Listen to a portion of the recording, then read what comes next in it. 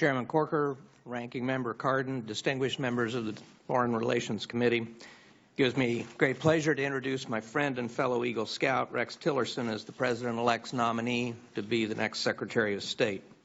I've known Mr. Tillerson for a number of years through our shared experience in leading the Boy Scouts of America. On many occasions, after a day of meetings, Rex and I would talk, often for hours, about international affairs, including Russia and Vladimir Putin. I believe I have a pretty good idea about how he thinks about the world and the challenges we face. The Secretary of State has four important roles: advising the President, negotiating with foreign governments and international organizations, representing the United States abroad, and leading the Department of State.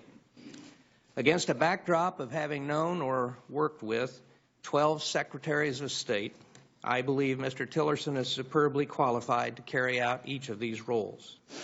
He is deeply knowledgeable about the international scene, geopolitics, and importantly would be an informed and independent advisor to the President. He would be candid and honest, willing to tell the President straight from the shoulder what he needs to hear. He would bring decades of experience as a tough and successful negotiator with foreign governments to the position. I've heard him speak often to scout groups about American values, and I know he would be an eloquent and passionate representative of the United States to the world. And finally, based on his long experience in leading a major corporation as well as the Boy Scouts, I know he will lead the Department of State with skill and respect for the professionals. Much has been said and written about Mr. Tillerson and Russia. I've spent my entire adult life dealing with the Soviet Union and Russia. I joined CIA over 50 years ago to do my bit in the epic struggle with the Soviet Union. During that time, I acquired a reputation of something as a hardliner.